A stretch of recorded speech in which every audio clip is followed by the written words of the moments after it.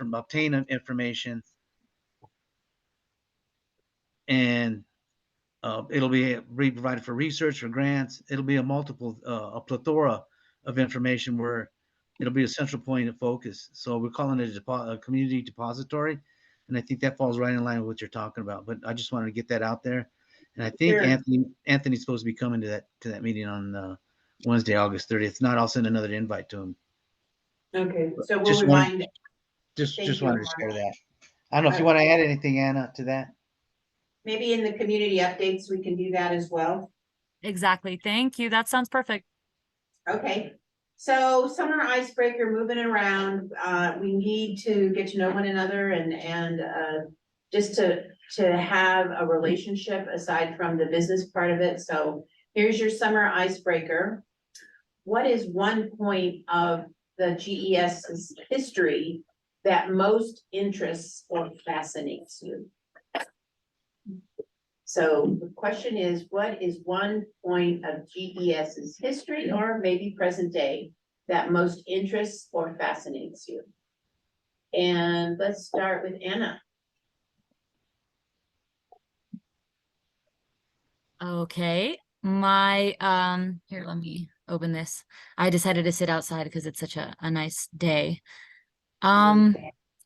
My favorite part of GES history is that when we were made, we were all our own separate towns, with Globeville and Elyria particularly having their own main streets, pharmacies, fire departments. There's always some great examples, I guess, of the firefighters were still around when the original stock show building had come up, and they would volunteer their time there. And so I just think that that's always amazing that now we're always talking about walkable cities and cities where everything's accessible. And even now in the future of the campus, trying to make it something that has the pieces that make sense for flow, for energy, and our neighborhoods were that, and we are working in that direction as well now with projects like this and just what all the neighbors are doing.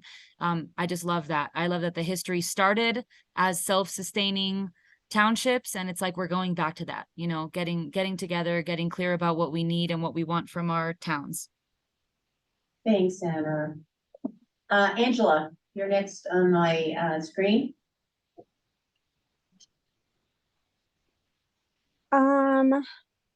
For GES history, what interests me is the fact that we once had a grocery store here in Globeville on Washington Street where Casa Don Juan is. And Mr. and Mrs. Slate are straight. Mind you, I was like 5 when I met these people and they were already in their 80s. They were very kind to people. They allowed people to have credit. And we actually had a grocery store in this community. And now we don't. And that's something that needs to be rectified at some point. Thank you. Thank you, Angela. Joe Henry. Okay. Sarah. Come back to me. I will. This might not be my favorite part, but it's top of mind because I just had a colleague walk me over here, and he hadn't been in this building before. And it was just so cool to see all the photos of really the National Western Center from the early 1900s and the just memorabilia up on the wall. So that's kind of cool to look back in time. Probably not my favorite, but just yeah, neat. A neat asset. Caroline. Hi, everyone. So what really fascinates me is the wealth of historic homes that we have in the neighborhoods. And all of these homes really have such an amazing history. The people who used to live in them, so fascinating.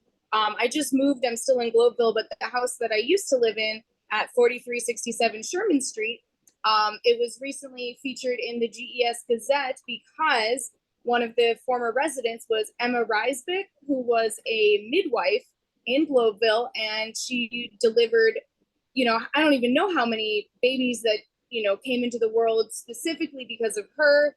And I felt that the character of the home that I lived in really was so cool to know about, you know, the previous occupant and what she did, and, you know, how she really benefited the neighborhood and brought so much joy to so many different people. So, and it's not just my house. Every historic house in these neighborhoods has got a fascinating history, and I just think that that is totally amazing, especially nowadays when we see all these, new cheap apartments go up that really are lacking in character. And instead of, something that's super bland, it was really an honor for me to live in a house that was beautiful. It had a lot of detail and it had a really cool history. Meet the Midwife, right? Yeah. If you've ever seen that program. Anna. I'll go. So I have to go to our building. So we're at 4221 Brighton Boulevard in Elyria, Swansea. And so it's Westfield's home office. And what I love about our property is that it started out as a winery back in the 1940s. Wow. Yeah, I think they grew choke cherries. But they also imported grapes from all over the place as well. But yeah, so I mean, it then turned into a tire store and then to a packing company, and then we took it over, but it started as a winery. Choke cherry wine, I remember my grandfather used to make it and he would age it behind the stove because it was really warm. Had a wood burning stove. What's it called? Choke cherry. It's there's a town called Capulín, and that's choke cherry in Spanish. And there's a lot of choke cherry picking in northern New Mexico and southern Colorado. Anyway, First specifically for making wine. Armando.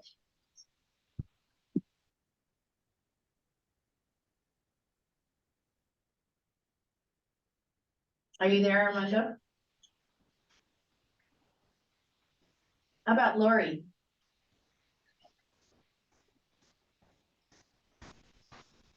I'm sorry, did you call my name? Did. Do you want me to jump in there now? Or you want me to wait?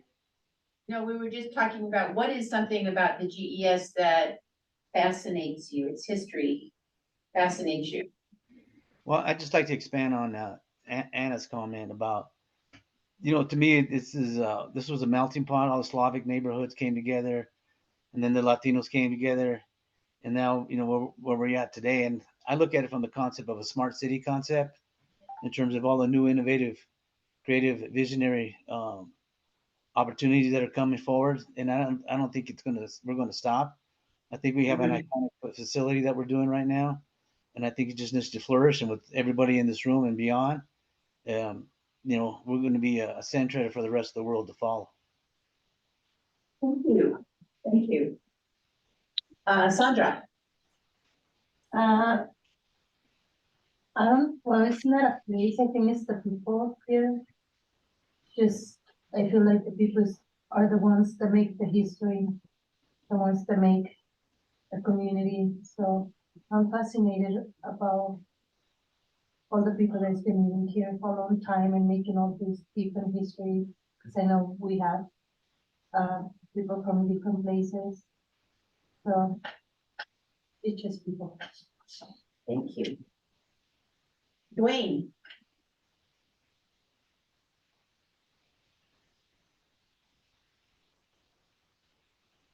What's something that fascinates you or excites you about the history of GES? Oh, we can't hear you. Yeah, we can't hear you. Yeah, you may want to go to the English channel. Is he in the Spanish channel? Dwayne, let us come back to you. And Joe Henry, you ready? Yep. So one of my daughters, I'm trying to remember when this was, maybe 5 years ago, 6 years ago, did like a history of the National Western and Stock Show. And she researched how Stock Show got going and events in Stock Show history that were really notable. One was a great beer right they had. I can't remember which year this was. I think I remember this right. So they're worried about people coming to the Stock Show.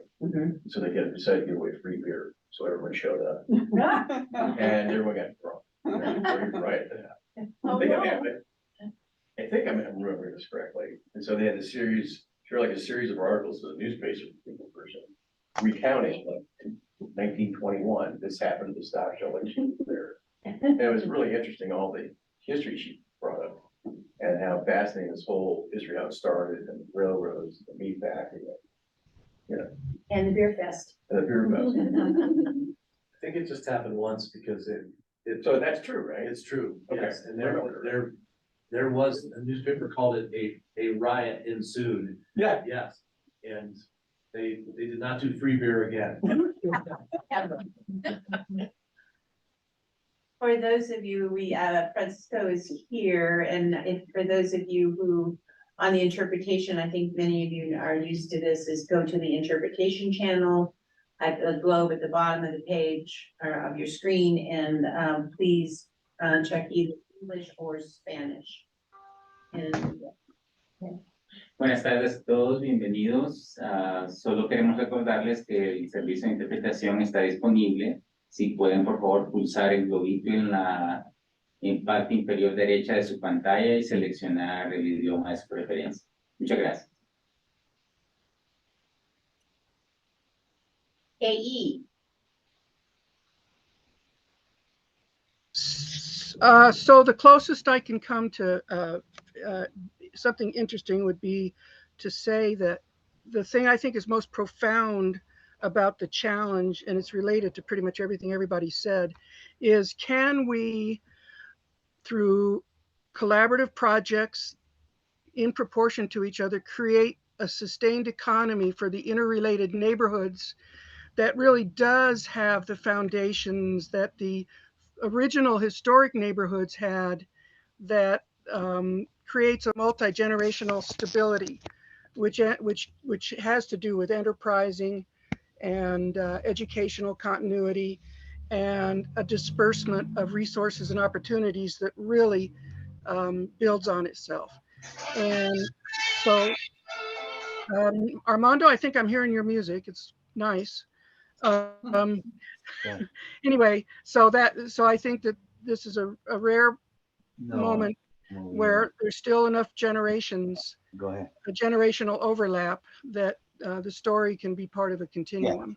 Yeah, I can. Hey, Armando, did you know you're coming through? Okay, cool. Yeah, we were able to mute him. Thank you, AE. And absolutely, you stated what many other folks have also brought up. And Lori, yes, the meeting is being recorded. And let's see, Mike.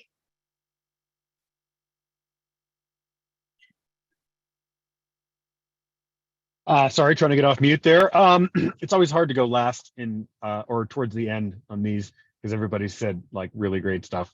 I just want to echo what Armando and AE were saying about the rich cultural history and diversity that really built these neighborhoods, and how we can take this opportunity to make sure that as we move forward, we're including everybody, multi-generational, multicultural, in a shared vision of what the future of GES is going to be.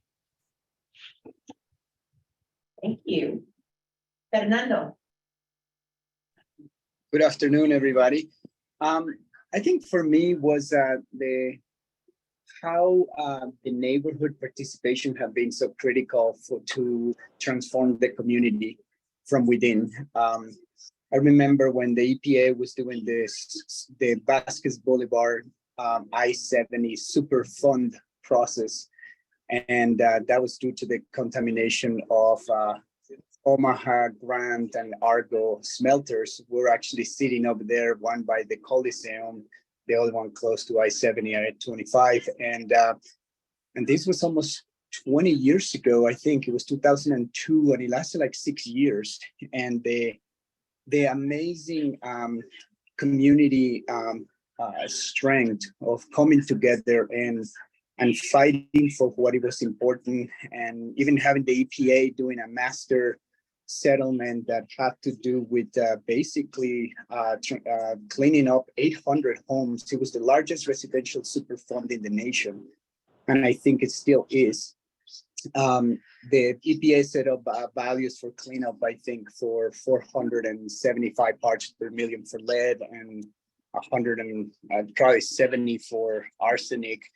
And the community organized itself so strong when I was working at an environmental justice program right there on Josephine and 46, that we were able to actually increase the values of the parts per million to 400, if I remember, which allowed us to clean an additional 82 properties. And it was not easy. It was always hard.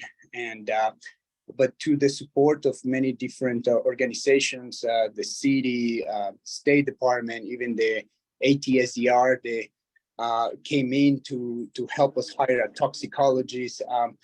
It just at that point I was a new immigrant, and I was just fascinated by how, you know, we say power to the people, and sometimes you're like, yeah, it's not that possible, but it worked, and it was amazing for me in my early years of community organizing just to see that that we were able to accomplish it. So now that land, it's completely renovated, right? We have a stadium, we have all the different things that happen with the reservoir. And all of that, unbelievable, was like a big transformation that now we can actually have these conversations of what can we put on top of good soil, right? That is no longer contaminated for those particular two issues that I'm describing on lead and arsenic, and yet still so much that we need to continue to fight and strive on making a better community. But definitely the historical component, it's really incredible when it comes to environmental justice and public health issues. And it was always amazes me how everybody came together. Thank you. Dwayne? So Dwayne is one of our interpreters, so he. Oh, Dwayne is one of our interpreters. Yeah, No Dwayne wonder. to come over to the English channel That's to okay. participate. All right, thank you. Okay, Dwayne, I'll let you continue to interpret. And Gail, thank you for joining us.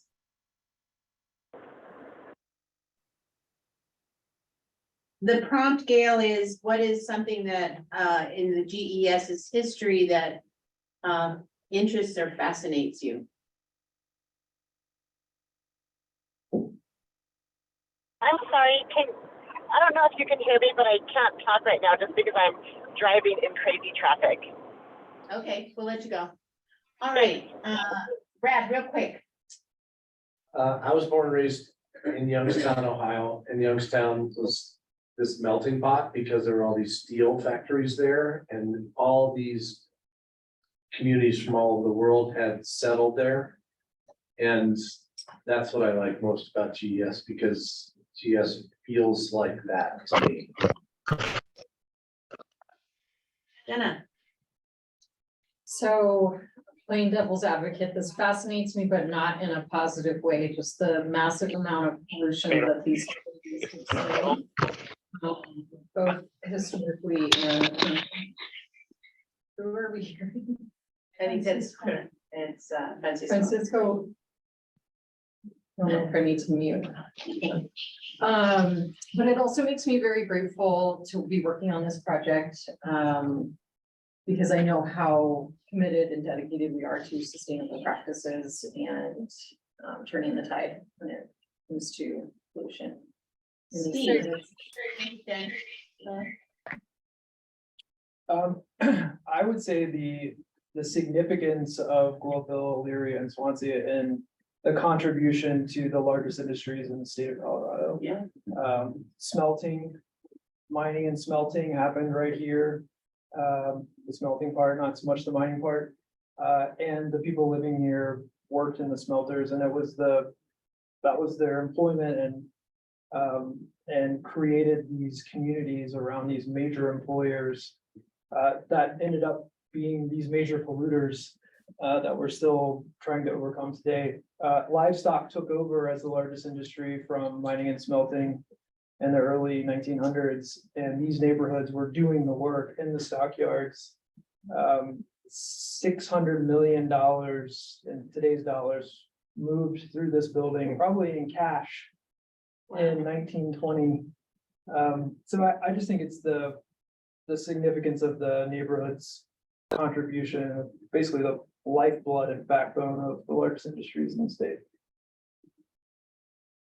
Jen? I'll go first, Jen, while you're thinking about it. Yeah, well, another person.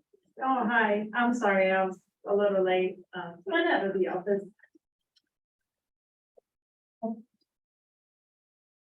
Thank you. Would you like to introduce yourself? Oh, I'm Tracy Chinchilla, I am a neighbor, so I've been trying to get involved with what's happening here, so, yeah. I think this is my first one here, but I normally been at the one in Navarone. Oh, that's right. Yeah. Is there a point in GES's history that fascinates you or interests you? I think I will echo what you said, prior to moving to Belleville, I did my research and I was fascinated about the history. Thinking that, you know, all the industrialization that happened here, all the economy that provide back in the day. And one of the things that I was also fascinated was like the communities that were built from different countries due to immigration, the Orthodox Poland, and you know, so it was very interesting to learn about that prior to moving here. So just you know, interested of where the community is gonna be heading now. I will say, I think just sort of in general, it's probably a little bit of what I've heard since I've been sitting here. But the adaptability, and it hasn't always been good, but the adaptation of this area of the city to decades of different kinds of views of different peoples who have lived here, of different I don't know, different focuses, I guess, on the economic focuses. And so I think that, you know, that here we are again, right? Everything new is old again, or something like that.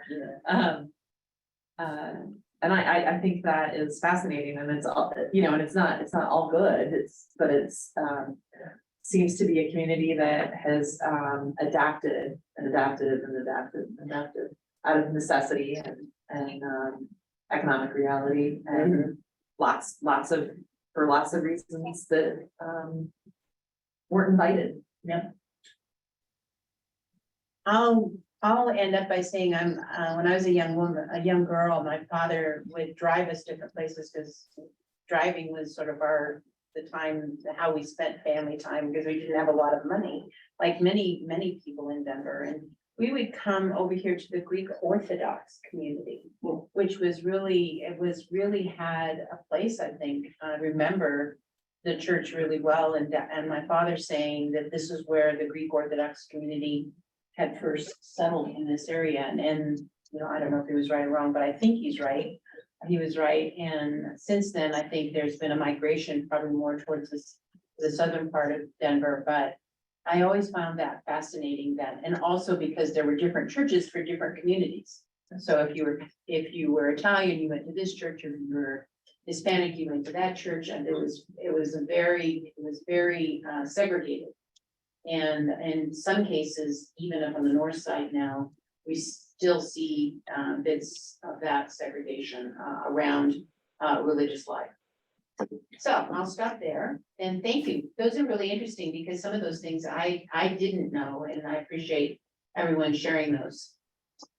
Tonight, we have a very uncomplicated agenda, in the sense that there's only 2 items. And we're going to spend a lot of time talking about the procurement process. But before we do, I'm just wondering, Armando, you shared earlier on the meeting that's going to be happening over at CSU at the end of the month. I'm wondering if there's other happenings in the community that any of our CAC members would like to share.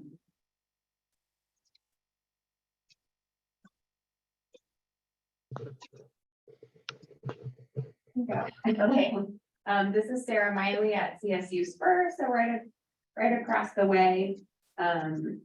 As you all know, probably by now, we do the second Saturday of every month. We have big free family-friendly events. The theme for September 9th is about rivers.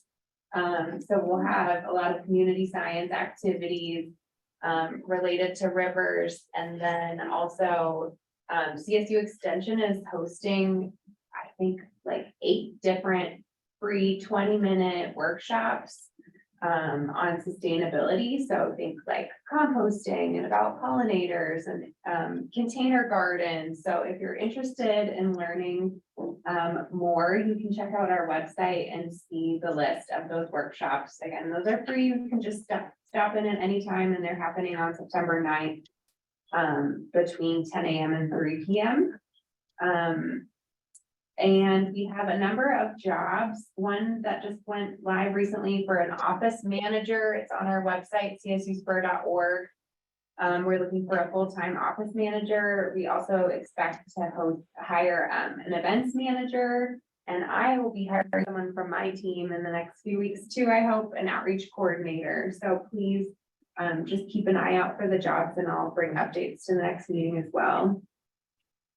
I think earlier in a meeting today, I reported that our team is doing a lot of rethinking about how we're sharing out information. We have around 70 different programs at CSU Spur. So those are for all sorts of different audiences, from students to teachers to kindergarteners to the general public.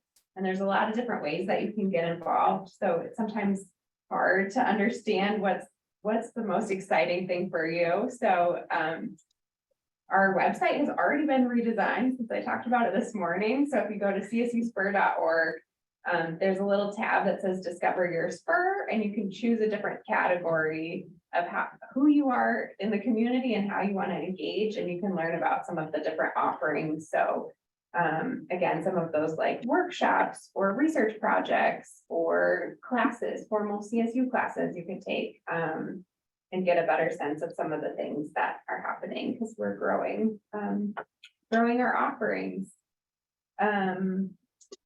I think that's it. I guess one more thing that I'll share is that September 8th will be our 7th BioBlitz event. So that's a river data collection event.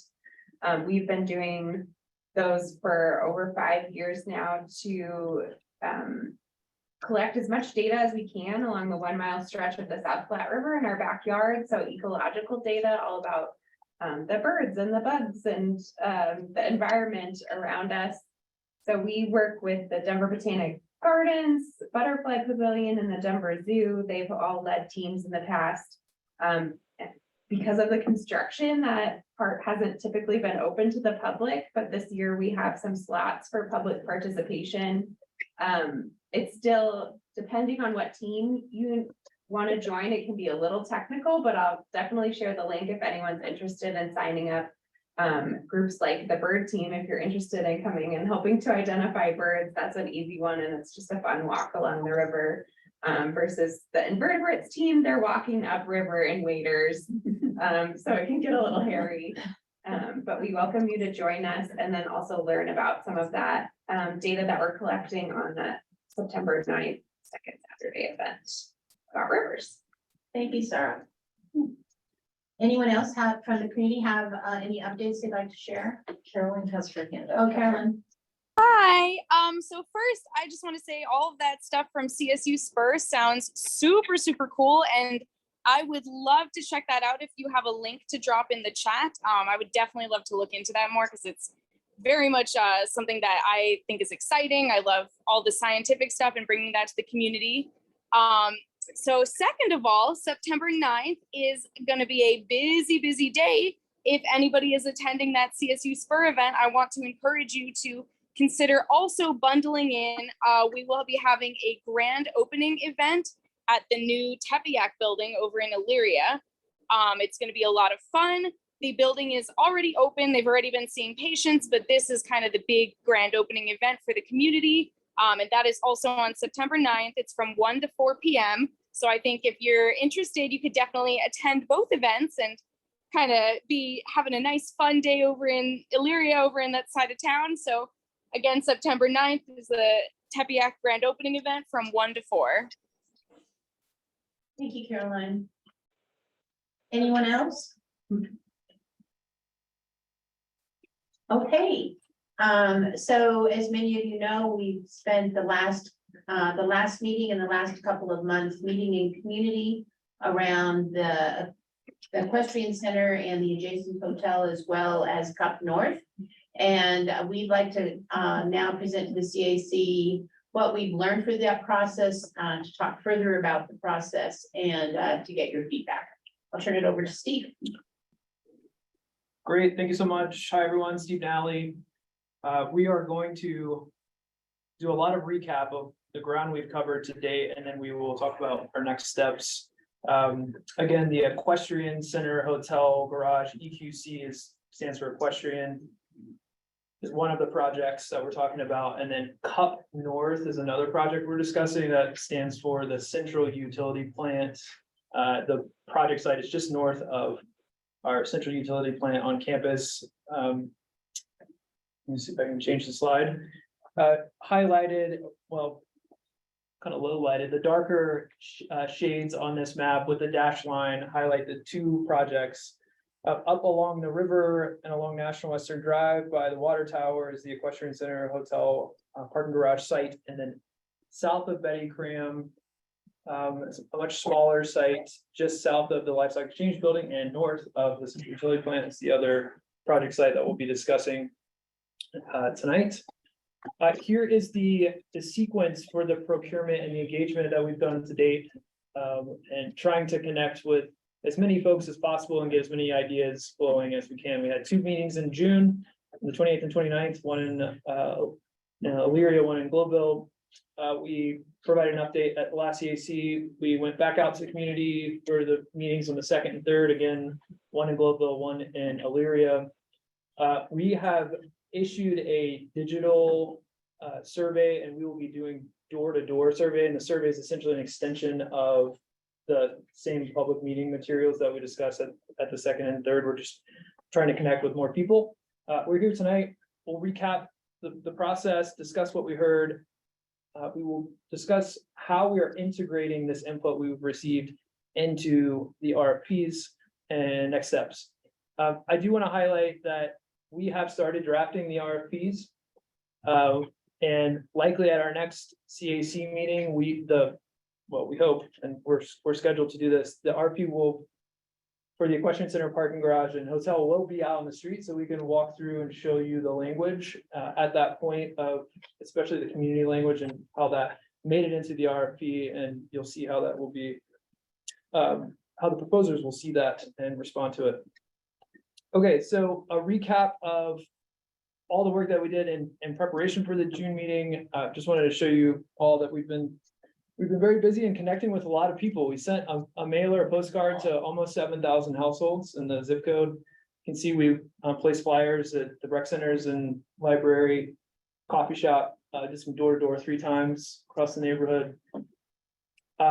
Went into a focus points newsletter, social media outreach, sent texts out through our service, tabled, and we had a table at other events that were occurring in the community, trying to spread the word, hosted the 2 meetings that I mentioned before. We did offer gift cards to all attendees of the meetings.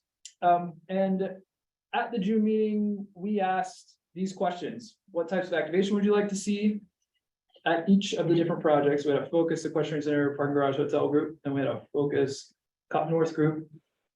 How would you design these spaces to be most relevant to the community? What does the community need that these can help address? And how might these uses further support the CIF beyond what is already required? As a reminder, this is what is already required in our procurements. Achieve overall benefit to the campus, mission and vision, implementation. We have to have a competitive procurement process, which is what we are going through. Must pay prevailing wage, living wage. There is a public art component to these projects. 1% of construction budget goes to funding public art. There's a small business enterprise, equal employment opportunity, minority and women business owned enterprise participation with the set goals and achieve those goals with these types of enterprises involved in our projects. And then the CIF support, there's already a requirement for a roundup, asking if folks want to round up to the community investment fund at point of sale. So based on those questions, we got a lot of ideas. Here are 4 photos of 16 boards, 275 ideas total. I've covered this with CAC before. And here is kind of putting those ideas into 3 different themes or scales on the site. A lot of the ideas were actually related to the site itself, within the walls of the project, on the ground for the Equestrian Center and Parking Garage or the Cup. Ideas around how it should be designed, how it should relate to the historic design aesthetic in the neighborhood, building community space that's controlled by the community, ideas like a computer lab or a neighborhood business incubator or art space, art studio space for community. Daycare also came up. And then using some of the space that will already be built by these projects, for example, using meeting rooms. Someone's birthday. Using meeting rooms that will be built by the hotel, having access to some of the amenities that will be built, and having discounted or free rates for use by the community. Public art was mentioned quite a bit. Jobs for the community, apprenticeship programs, not just for students, and then new ideas of how to fund the community investment fund, new revenue sources. A lot of ideas around that. So those were the project specific ideas. We also had a number of ideas that were applicable across the campus, like, hey, we just need more engagement, or let's discuss connectivity and transit across the campus and into the neighborhoods. Other kind of event ideas. I've used this example before, the idea of a skating rink for the kids. We could do that in a different building. We don't need to build a standalone skating rink out here. And then it's several, of course, comments across the neighborhood, the needs in the neighborhood. Public infrastructure, curb and gutter, sidewalks, pollution reduction, full service grocery store, ways to use the community investment fund dollars, rec centers, things of that nature. So that is a very quick summary and categories of the 275 ideas and the themes. The next thing we wanted to do is help us to understand on the site or within the walls of the project specific ideas, help us understand all these ideas, what are most important to you, help us rank these, are they all important, or are a couple of these more important than others? We're trying to get that feedback. And that was the intent of the August meetings. We did all of the same outreach.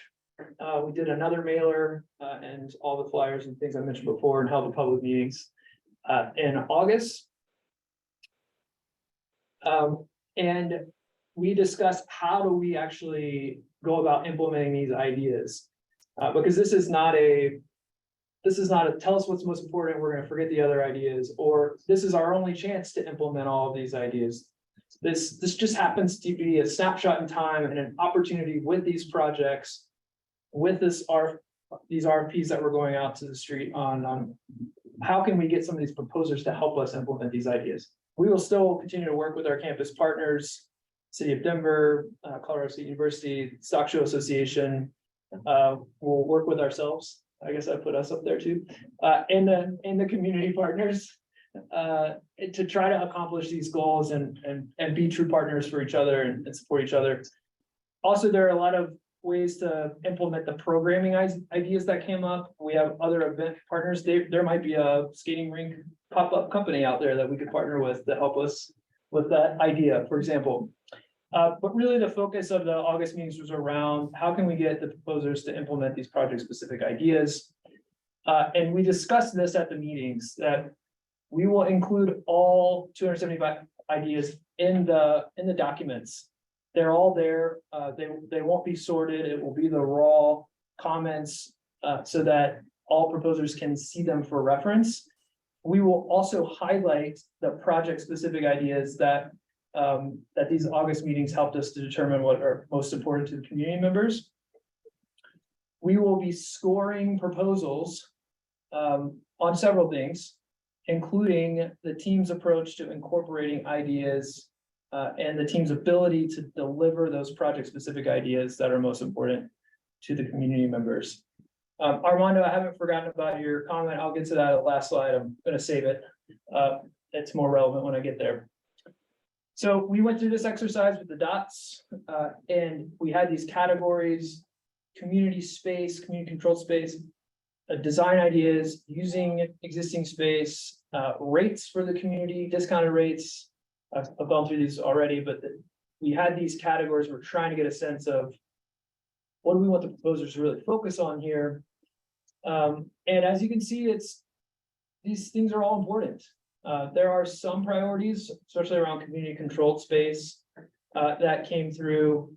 And we've actually already received, I believe, 45. We're up to 52. 52 results on the digital surveys already. We released those yesterday. Basically the same thing. It's kind of a digital dot exercise. And we're hearing there's good spread across these ideas that they're all important, but there are more people saying community spaces is of the most importance. These are the equestrian center, hotel, parking, garage boards. The top would be from the 2nd of August and the bottom the 3rd of August. The next slide, these are our Cut North ideas, fewer ideas, smaller site, it's a parking garage. There's less that can be accomplished there, but the first night we did not actually get to the Cut North dot exercise. We did get to it on the second night, and you can see the most ideas are falling under, or community controlled space is getting the highest number of ideas, but there's still a good spread of importance here. So what does this mean to us? How do we actually integrate this into the RFPs? There's a lot of text on this slide, I apologize. But this is really critical. As I mentioned before, we will include all ideas in the RFP for reference and context to the proposers. We will also score proposals considering the approach to incorporating these ideas and the ability to deliver the kind of highest importance ideas, those project specific things on site. So this is our approach to each of those categories. And this gets to your funding question, Armando. If you look at if we start at community use, talk about community rates, revenue sources, and jobs, the bottom 4 bullets are really operational. It is how the hotel operator, and this is for Equestrian Center Hotel, will engage, will allow use of its space, will set community rates, will contribute to the CIF. This is all operational in nature. And so sure, there are impacts to revenue, money is spent on these things, but it's an operational approach. So we can seek for community use, we can seek an approach from the hotel operator. Operator's gonna know best, they're gonna know how to do this. And we are gonna look to them.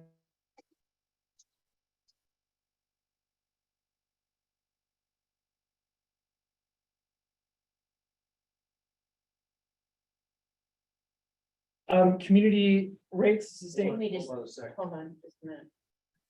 I saw it spin. I did see that spin. Can you hear us? We're unstable.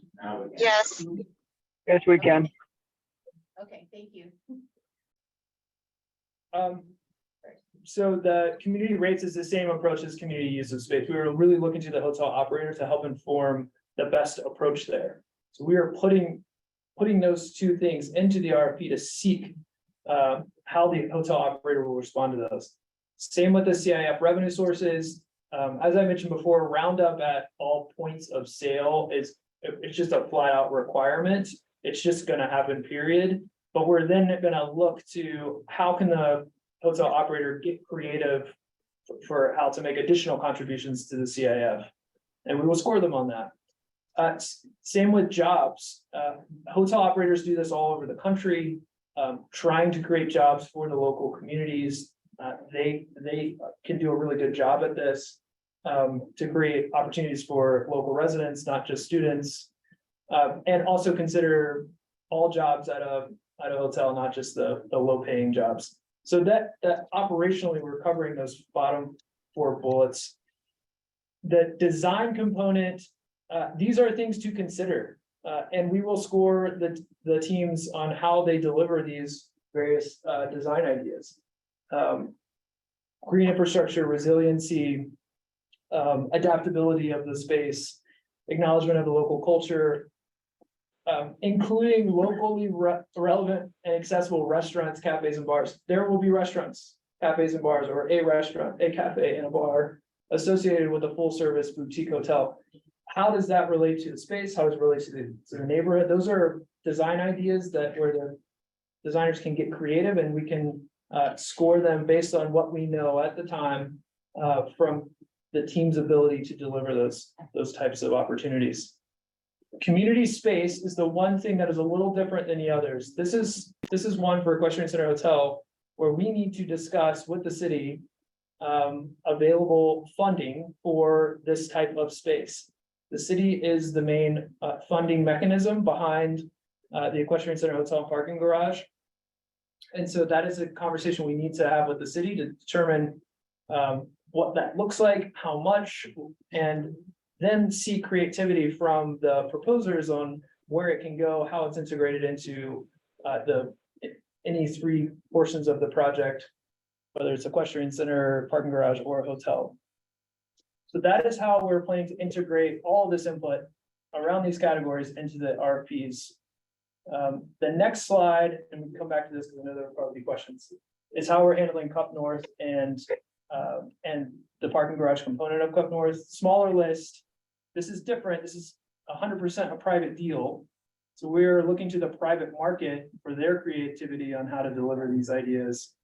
And the kind of bottom two do get to that operational approach around discounted parking and creative contributions to the CAF. Next steps, we're doing these digital surveys, we're seeking additional inputs. We will do more tabling at additional events to try to get as much input as possible, include these ideas. For reference, as I mentioned before, we will be scoring the proposers on ability and approach to deliver the ideas.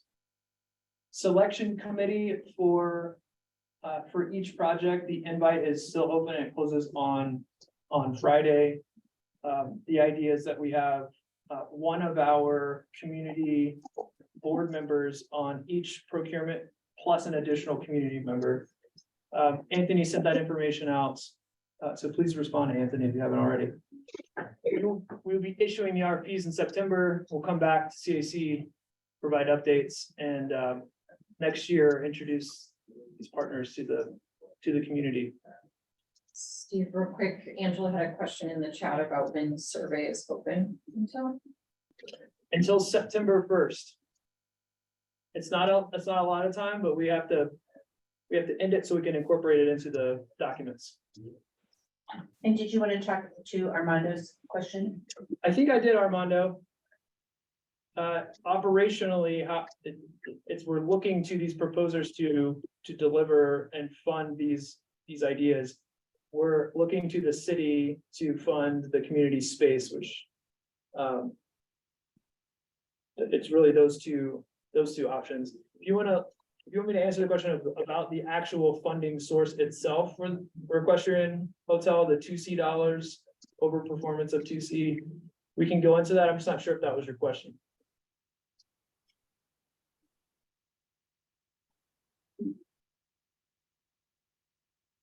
Armando, did Steve answer your question?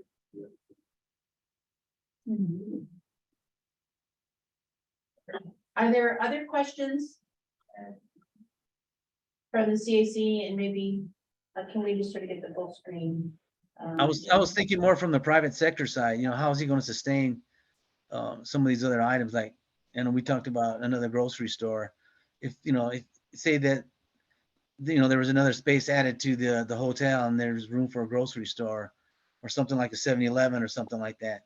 Obviously they would probably be funded by the profits, but what happens if you've got some vegetables, some other stuff, just to add some additional options for people to purchase stuff in the neighborhood?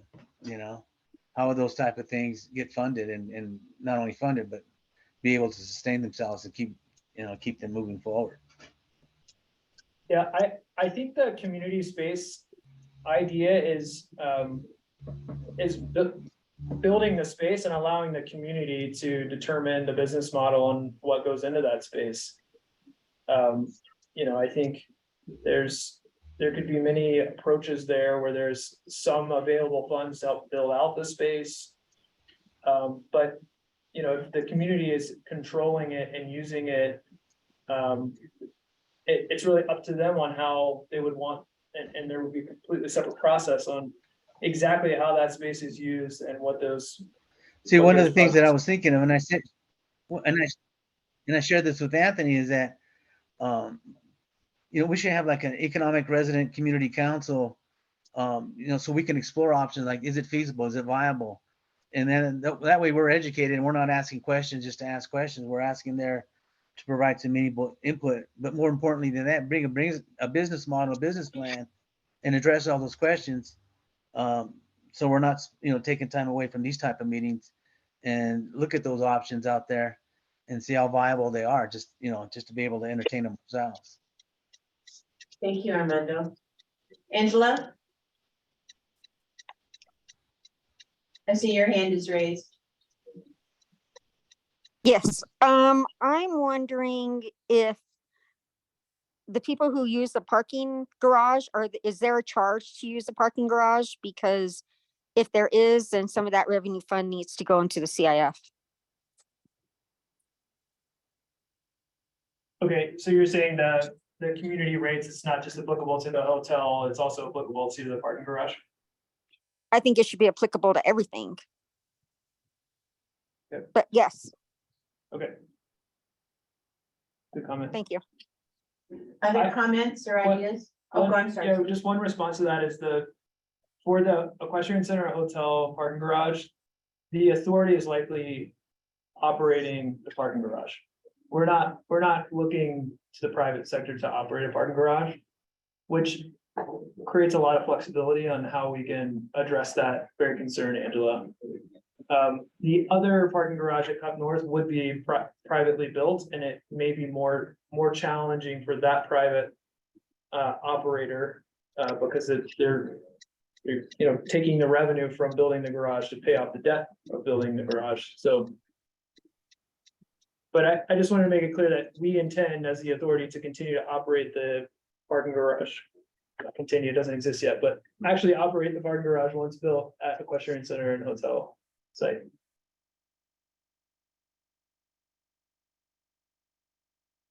Other questions or comments?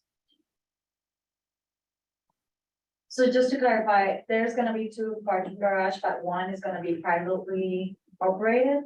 Is that what I understood? So we're going to the private market to build it. It would likely be not operated by us, but we don't know the answer to that. I don't know, Brad, if you have thoughts. I would think that it would be more likely that the Cup North parking garage would be operated by the long-term lessee, the group that builds it to operate that. However, they need to commit in the competition, in the procurement, they need to commit to the things that we're gonna be asking for in terms of how it's built, how it's operated, how funding happens. That's part of the procurement. And just like on Equestrian Hotel, even though we will be operating portions of that, Authority will be operating the Equestrian Center, Authority will be operating the parking structure. A private sector group will be operating the hotel under contract to the authority, right? So are they kind of leasing that space? It could be, we don't, I guess we don't really know that yet. Likely leasing the ground to build the vertical Okay. and over here. For For Cup, so not for Equestrian. Yeah. Equestrian will be city on the ground. Right. Okay, This would likely be a long-term land lease. okay. They would build the structure and operate it. So, I think that's the most likely outcome that private sector group will be doing that, but within the rules that they compete to win it. Thank you.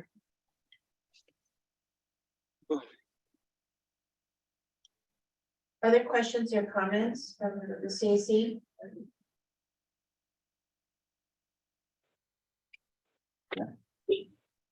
AE? Yeah, I just, on the economic model for this very complex project, one consideration that, can you hear me, by the way? Yes. Okay. One consideration is, without limiting the funds artificially, it seems like there could be a possible convergence between the Community Investment Fund and the development of leveraged resources for the community based and controlled parts of the project. And I'm putting that out for the discussion point, for the purpose of discussion. I don't understand why in this model as a development, the city would be singularly the primary funder of what we're talking about with community spaces, when the overall mission, value, and mandate of the National Western Center campus is that benefits to the neighborhoods would be an inherent part, measurable in all aspects of the project. So I just wanted to broaden the umbrella. I think the ideas around developing business plans in components, like Armando's talking about, is very important. But I just want to put for discussion that we really may have something here we need to look at more innovatively in the whole scope. And that is something that all of us out here need more context with each other to understand. So, and imagine and all that. So anyway, I don't know if there's any clarification in any of that you can talk about mechanistically, Steve, because it's very germinal. But I think that the Community Investment Fund is a possible conduit, recipient and conduit for leveraged resources that are very substantial if attached to the mandates of the more direct community benefits and going into specific builds. So for the purposes of discussion. Thanks. Yeah, I mean, I think that's a great idea. You know, it's not up to us to determine how those funds are used. I think the city is the key financial backer to the Equestrian Center Hotel Parking Garage and would be the, you know, building the actual asset. It could be that the finishing, the tenant finish of that asset, sure, that could be CIF. It could be operational dollars, furniture, fixtures, equipment, you know, that we can get very creative there. I think building it initially, it's a lot cleaner just to not mix that up right now. But from a revenue source, say for example, the hotel is getting creative with funding the CIF. That portion maybe goes right back into these community controlled spaces or space. So we're open to those ideas and nothing is really off the table there. Can I know I can't raise my hand. Do you mind if I just add to a little bit to the conversation? Who's speaking? I don't know who that is. Sorry, this is Anna. My internet was unstable, so I had to call in.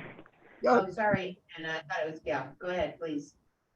Thank you very much. I just wanted to add, I don't know if this helps Steve, but it really helped me when Steve described that portion that we're talking about is specifically the hotel and the parking, you know, so it's kind of like when we think about these ideas, we can get as creative as we need, but I've been thinking a lot about it, and I feel like we should maybe go back to that part where the question about prioritization is really a question of what is feasible for this space. You know, the campus is a massive project, a massive space, so we can talk with other partners, CSU Spur, and other pieces of the property for solutions for other things. But I just kind of wanted to add that as something that I've been thinking through is when it comes to the hotel, maybe, you know, just to add an idea, childcare or the community spaces being community rooms or something like that, but maybe not trying to fit some of our other community needs in these two particular projects, and instead saying, hey, maybe we can prioritize those pieces down the line for others. He really helped when to that first meeting saying, yeah, these other pieces aren't off the table. So while we will list that out for the proposers, we don't have to say, hey, just because they're picking these two, these others won't be addressed in community conversations and whatnot. I don't know if that helps a little bit while we're thinking creatively here, or if anyone has any questions about what I'm saying, but it just gave me a lot of clarity last time, Steve, when we hung out and hung over for those last few minutes, and we just got clarity on that. Yeah, thanks for adding that. Because I think, well, as a resident, we also need to have expectations. I know that we need a lot of things. There are so many things that I would like, oh, a pharmacy, a supermarket, but if that space is not for that, then let's think about what is the other benefit that Right. that can fit that space, that everybody can enjoy. Yeah. So. Yeah, the hotel parking garage, equestrian site is not a full service grocery store. That's not feasible Yeah. there. A small space that's a food market that someone moves into and, or community members move into and sell their goods. That's feasible. Not sure what exactly that sweet spot is on the size. But the idea is that really that we got through this process that were project specific were things that could work. There was on smaller scale. There were, a neighborhood incubator space with Wi-Fi. Daycare came up a lot. Don't need a lot of space for daycare. There are code requirements for access to outdoors and controlled environments for toddlers, running wild. That's a little more challenging from a design perspective, but I think it's possible here. It's feasible here. We just need to figure it out. And we're leaving open the possibility in the RFP, which I think is what's really important, is that those, not only will we be providing those, the raw information from the sessions that the authority hosted, but also, we intend to say, we want you to prioritize the ability to have these community spaces. And we think there's some programming needs that would, that would be amenable to the kinds of structures that we're looking for. And I think that's to me really what is motivating the way that we talk about that in the RFP. I think AE's comment also got to an interesting point of kind of what is the trade-off of community operated space versus privately operated space that could be a revenue source for the CIF, determining like what that balance is. Do we want this space to be a big revenue generator for the CIF, or is it a community owned and operated space or operated space? And as we talk about that, we'll have to talk about scale, right? Because the scale of the spaces available is going to be, there's going to be larger revenue generating spaces like the hotel itself, and then smaller scale community spaces, some smaller in square footage, that will be, that might be able to be available, and more well suited to have lower operation costs, make more sense for the kind of, I think, things that we're talking about. That don't need to be revenue generating. Just a thought I've had is that at some point, it might be good to get the city involved on the economic development side, because I do think there's assistance for starting new businesses. So if one of these spaces, it could be a place for a new business to be started. There might be something the city, maybe not, maybe it's the person who's building it that helps with that, but I think that kind of assistance would be really valuable as well, because there may be people in the community that want to start a business, would love to, but they need some help organizationally, maybe financing wise. So that could be something to consider as well, to bring into the conversation. I think there's a good example over in Sun Valley with the DHA development where there's housing, affordable housing that DHA is building, but the bottom floors are smaller community spaces. And I think I'm right in remembering from a briefing that they put in a fresh market. It's not a grocery store, but it's a smaller fresh market where they do have some sundries beyond just fresh foods. And it's owned and operated by the community. And it's a small space, but you can go there on a regular basis and get fresh produce. Or, partnering up with CSU from all of the hydroponics that they're using. But there's opportunities, I think, and there's models right here in Denver where that's happening successfully. Yeah, if we can figure out how to leverage what we're doing to get some of those spaces, I think filling them will be the fun part. Yeah. So did commercial kitchen come up at all? Yes, it did. But was it put off the table because somebody else, or there's gonna be a commercial kitchen somewhere else, or? So Or does CSU have a commercial kitchen that's available to use? Is that what I heard? That was one of the things that was discussed in our meeting, over in Gloveville, is that CSU does have a commercial kitchen, and,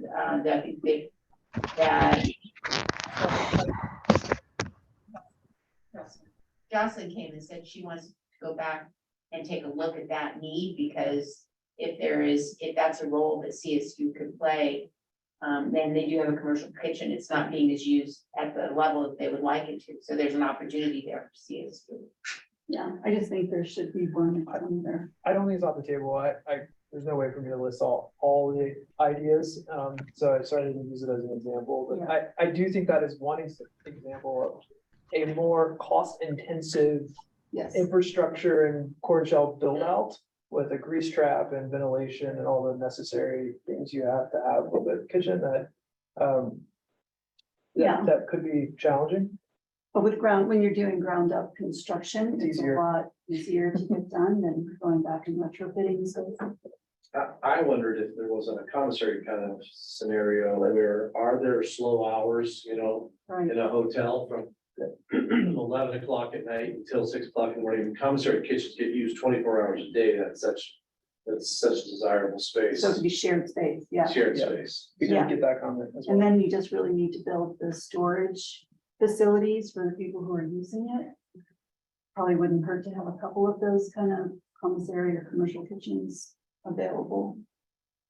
That's our bind, is the storage. So we have overnight usage of our commissary kitchen for up to 4 users, and all those spaces are booked currently. So See, there's a good demand. Huge demand. So Catherine, I don't know if you can see that my hand is up. You may think I had just left it up, but. I thought you left it up. Go ahead, Amy. Just to clarify a couple things. I'm sorry I can't see in the image who mentioned the possibility that I might have been referring to the community spaces being income generating for the CIF. While that's a valid model also to discuss, what I was referring to was a little bit different relative to how the original build and the original capacities that can then be used flexibly is brought about. And maybe somebody could clarify why the city in this complex financing is the primary funder of the community spaces. When built into the model of the National Western Center campus is the mandate that the benefits to the neighborhoods be measurable and present and measurable based on the full set of jigsaw pieces of the entire project. And I just feel like there is a lot to discuss there, and I feel like there are a couple different ways of looking at this. And Steve, I appreciate that you entered receptively into the discussion. I also feel like there's a different way to look at this model, and I'd like us to consider it. I think that is also related to what Anna was saying about the differentiation between what the capacity of this small area is, these 2 or 3 structures, and what can be done there. Yes, that has to be the focus of the RFP, and the delicate balance or the dynamic balance that was brought forward for discussion at the meeting in Globeville and possibly the other meetings was how do we recognize and evaluate and make sure that all of the aspects of the entire development have a proportional benefit to the neighborhoods and to the constituents close into the project being impacted. So I just feel like we have to hold both equally, and that part of what's being illustrated here is a need by us having this small area discussion about these structures going into this directed RFP, which is very important to be practical within. What's being illustrated is a need to fully assess and discuss how the full organism of this project can be measured and is implementing to the full benefit of in all of these areas that have been discussed over time and are being prioritized now. As to the kitchen, that's also a demonstration of that. It is always, well, since early on in the discussions, a commercial kitchen available in sort of tandem with the idea of incubating businesses has been an ongoing discussion. So I'm concerned that the CSU's advancing the utilization of the kitchen would almost appear to be sort of an afterthought rather than that an initial mandate. It's being mentioned now, and I appreciate that, but I also feel that that's part of the mandate that came with the discussion of the commercial kitchen, and that it ought to be more, I'm not sure what the word is, but more by design, a primary initiative, and that certainly can be, that certainly can occur, and it can be discussed. As to building a whole new kitchen, maybe there is a hybrid opportunity given that it's a hotel and there's going to be, food facilities and that kind of a thing. I think economic development is a good idea to be involved, but on lots of ways, including working with the neighborhoods relative to how the CIF can work to leverage different sources of fundings into the enhancing all of the elements of this project that could benefit the neighborhoods. So I realize, again, there's a lot to discuss, and it's not all going to be necessarily clear or itemized tonight, but I think we have to be pretty focused on the RFP while we simultaneously recognize there has to be a continuity across the entire project for what we're trying to do in proportion to what each of the partners are doing. So at any rate, just to add that to the discussion. Thank you, A.E. Comments from other members of the CAC? Did you just ask me a question? Or no, I'm just asking if there were other comments. Thank you, A.E.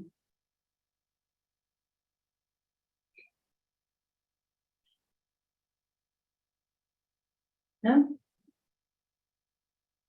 Okay, just a reminder that for those of you who are interested in being part of the procurement, anyone is interested in being part of the procurement process in terms of the selection committee, please send a note to either Steve or Steve, probably. Anthony sent the email out. Did he? Yep. Okay, I just wanted to be sure that he's on vacation. I wasn't sure he was checking, so to Anthony. And we'll put that into the mix. We will, I think our next meeting on this will be at the next CAC meeting. We don't have any community meetings, although we will be in the community with CREA doing door-to-door surveys as well as the online survey. And all of those will obviously be collected and added in by September 1st to the process that Steve has designed. Any other information for the evening? Wow, we're giving you a half an hour back on a nice summer evening. Just a question, like for the like if I want to provide more input on the digital platform, how Yes. can I get access to that? Access to the link. We just need your email address. I'll send it to you. And there's a kind of an open-ended box where you can just say whatever you want. Okay. Perfect. So Catherine, I recognize it's great to end a meeting early, but I really would request that somebody give a direct response to why is the city the primary funder of this aspect of implementation in this RFP with the community based things. And I genuinely don't understand. And what line items would that be coming from? Can you elaborate on that a little bit so we understand how that fits in the whole picture? Somebody? I don't know if it's Steve or Brad or. I can start, and then Jen is here and hopefully can help. The city is the primary funder of the project, and we're talking about the project itself and this component of that project. So that's the CAC. Why is the city funding it? The entire project or only the community component of the project, AE? Why is the city the primary? When you say the city, maybe we need to be more specific. We're talking about the 2C funds, the state funds. We're talking about the tourist funds. We're talking about. It's gotten confusing, and I think it's an honest confusion in a lot of parts. So when you say the city, we had the disruption of the pandemic. We had the redirection of the $5 million into this. I would ask you to clarify. Can you get specific? What are the line items that are coming out of the city budget? What is assured? What is developmental? Does it have a 2C representation? Just get more specific. We got it. Yep, I got it. Okay. I wasn't sure what you were asking before, so now I'm gonna take my best shot. 2C dollars, we talk about 2C in two different ways. There are the bond proceeds for 2C that are supporting livestock center. In addition to that, there are 2C revenues that pay for that debt that go to the general fund. And then because tourism has come back so strongly in Denver, those resources are, there are additional resources available beyond just paying for the bonds and paying the general fund its share and paying the O&M costs that the city helps support here and at the convention center. The city is proposing to use those dollars that are not already committed. We call those the 2C revenues from lodgers tax, short-term car rental, and prepared food and beverage. It's not all of each of those taxes, but it's a portion of each of those taxes. Goes into the bucket, pays the debt, pays the other stuff that it's required to pay. And then there's those monies are what we are proposing to use to build the equestrian center and the parking garage. The hotel will be paid for with the city's financial backstop, likely, that is likely to be required. And then the revenues from the hotel will support the debt on the hotel that's necessary to build it. And it will also help support the operations and maintenance of the hotel. So they're gonna do a bond issue. Somebody will do well, there will be debt. I don't know exactly how to characterize that. Yeah, exactly. And so, the fund, I think what you're getting at is, so the city, we think it is likely that if there's going to be community spaces, that is not an expense that the hotel could take, the hotel revenue could take on.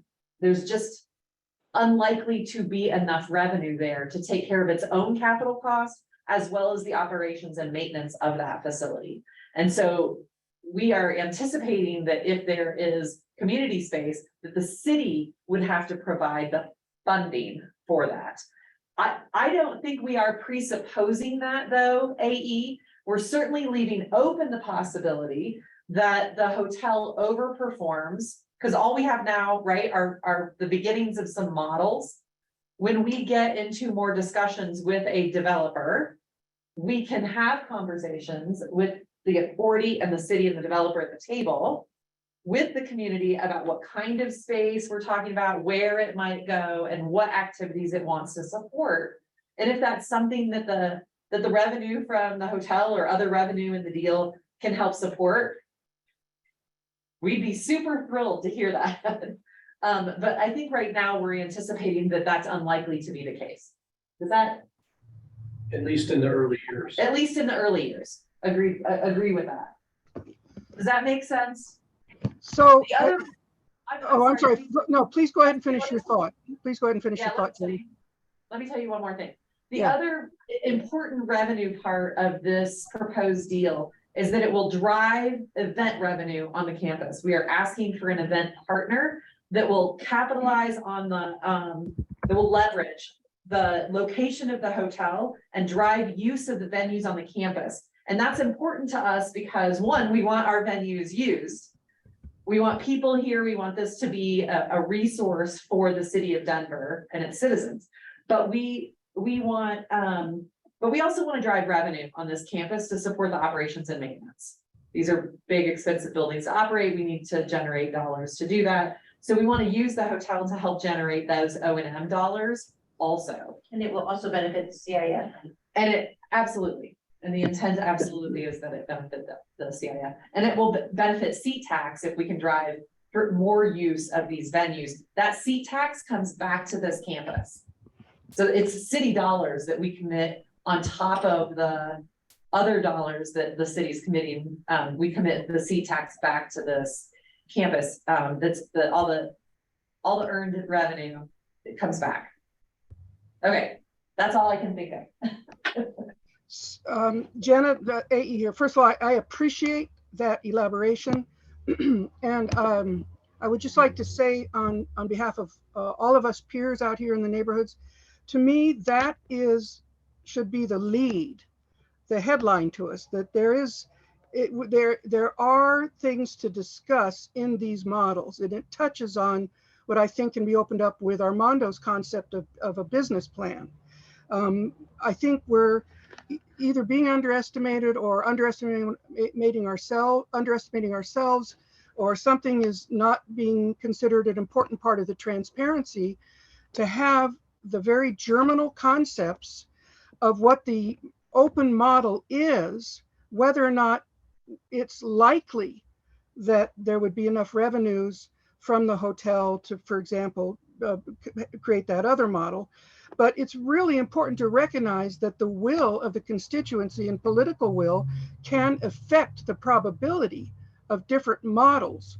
So if we learn how to interrelate with a business plan and advocate for a certain type of economy with this overall project, then we may be able to bring about more creative economic models. And I know that sounds theoretical, but I think it's a better lead to say we anticipate, in engaging with a full awareness in the neighborhoods, to say we anticipate that the city will be paying for this.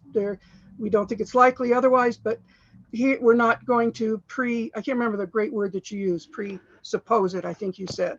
This is all part of us understanding the full process, where the entry points are for influencing the discussion, and what we have to become aware of in the components of possibilities for really getting creative and collaborating as sort of peer imaginations in this. So I appreciate that clarification, and I hope we can continue to keep those components of the economics of it very visible and very graphed in this. Thanks. Sure. I'm so sorry to jump in. I just know I can't raise my hand here, but I just wanted to add as well to the piece about taking one step further back with the transparency, where I just community conversation had over at Globe Hall, where there was kind of an indication where a few of us were realizing that, oh, there's maybe additional conversations that could happen where we could look at that list of those 275 comments and have, for example, deeper conversations with the partners of the campus from CSU Spur all the way to the National Western Authority to be able to say, hey, what things can we collaborate and take off of that list so that they don't have to be included in a possible prioritization? Again, kind of saying, would the community, knowing that it's going to be in the hotel, be asking for a convenience store? I don't know if that's the case. So I agree with AE that if that is what you're saying, AE, that there's I agree, like an extra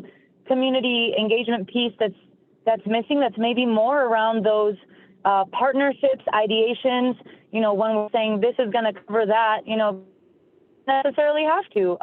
Is there a way that we could pick something from that list? And I know I'm imagining that Steve right now is going, oh my God, the time crunch for writing the proposal. But maybe in future pieces, if timing doesn't allow.